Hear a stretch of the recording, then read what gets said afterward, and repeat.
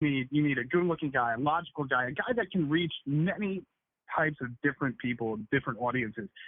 And, you know, you were that guy. And just the fact that you didn't come out like Gear Up or Venom Fang. You didn't come out preach. You had some videos that you did focus on, but which was awesome. But your identity was already established at that time. Like, you know, people were like, you know, Brock is pretty witty. You're not going to get shit past him. The truth be told, most people that come to YouTube, they don't have a biblical education. They're marred in lies, and they're entangled in delusion and what essentially the world has spoon-fed them since they were in the cradle.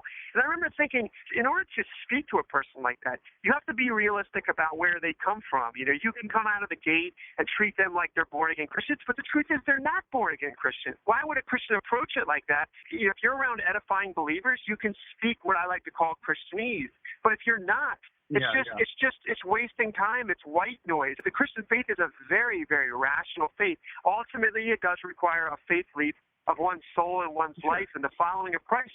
But to think that these fundamental truths cannot be supported with reason and facts and truth is preposterous.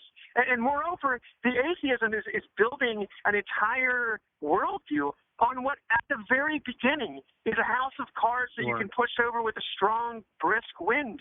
You do not need to really delve deep to realize that nothing from nothing is preposterous. Self-worship is preposterous. People have asked me a couple times why I no longer make YouTube videos at the same pace that to be quite frank, I was able to leverage some of that success, some mainstream media outlets that I'm now using in a very similar manner. But the other reason I didn't do it is because to some extent, the atheist movement cannibalized itself. I don't know if people really realize this, but I traced the demise. You remember the heyday that they had on atheism, where they had a community and they were indoctrinating at great numbers with great success. Ultimately, Islam, as an irony, Islam brought the atheist movement to its knees, because the modern-day secular extremist movement is it's really just leftism and stand-in religion for secularist causes. That's really what it is. And when Islam became politically incorrect to attack, you know, the atheist YouTube movement split into two camps and began to turn their arsenal against each other. And I pretty much watched it just go down in flames. Quite frankly, I watched it go down in flames happily, because I knew how much damage they were doing to young minds and to a culture. And they pretty much just cannibalized themselves to the point where they really didn't need me as much. I decided some of the new fronts to this culture war were political fronts, where people were, you know, attacking the speech of Christians, the speech of children in school. And I remember thinking to myself, there needs to be another voice on that front. You know, quite frankly, the YouTube atheism was kind of doing its own damage at that point, you know, if that makes any sense to you. No, yeah, it absolutely was. And I think atheist movement cannibalized itself. But, you know, it's funny that you bring up Islam, because, man, I'll tell you, when it comes down to it, the atheists are such punks, man. They're such pussies. You attack Christianity with no quarter. Yeah. Right? But when it comes to Islam, you turn and tuck your tail and you run. You know, people have no problem saying Christianity, but when it comes to Islam, they just approach it so much more politically correct because they're afraid to get jihaded. That's exactly spot on right. And don't think that people don't see that on the atheists. The atheists think that, like, they're immune to that. No, people know you're punks, man.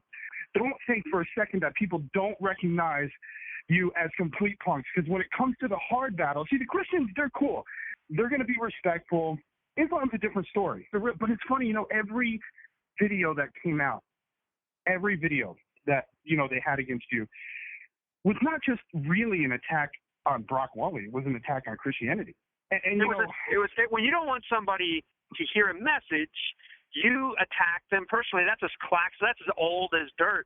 That's not just me. I mean, if you look at Craig, if you look at all these guys, the Ravi Zacharias and recently Dinesh D'Souza, it's always attacked personally. It's so that when you hear their name, you immediately write them off. And, of course, there's a larger theme here, which is that's what they do with Christianity. They make it so that people, when they hear Christianity, what do they hear? Now they hear homophobe, they hear bigot. They really actually know nothing of Christianity. They know of this fabricated, false, fictionalized reputation that the atheists have been able to construct like a Potemkin village, but they don't know anything about Christianity. People have to be educated if they're going to preach. Better arguments, I should say. Better deductive arguments. Atheism is not what it used to be. It's definitely on the decline. You had a big part in that. Wayne Craig had a big part in that. Love you, Brock, but I mean, William Lane Craig destroyed everyone in every debate. The man spent his life studying and honing his mind to the point where it was a watertight argument. The only thing you had left to do was to attack him personally. Of course, that's what you see them doing. I mean, nobody in an intellectual debate with William comes away factually victorious. What they do is they, again, slander the faith and slander the man.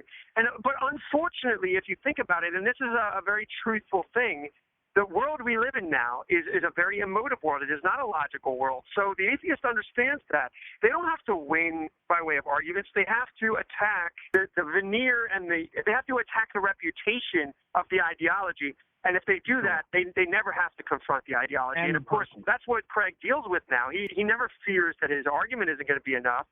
He fears that his audience is not going to listen to reason. Think about it. When we were kids, right, it took a very unique, courageous individual to stand up to what a popular sort of mob-like crowd would think. So at some point, the actual substance of one's character or even the substance of the issue or even who's right or wrong becomes an afterthought. What matters is how do you feel about associating yourself with said person. And the left and also secularism and atheism understands this brilliantly, and they are geniuses in this formula. They know that the millennials, and in 2014, we live in a very baby pool, shallow, centimeter-deep world. All that matters is how you feel. All that matters is how you come across, and what you say substantively matters to fewer and fewer individuals. That's really the greatest danger, I think, to us as a society, quite frankly. It's that ADD mentality, put a video out that can catch people's attention and make it fast, 2-minute, 3-minute video, jump around, act like an idiot, and hopefully you get, some young people that think that's cool. I think that's exactly right. You were like that tough dad to the atheist man.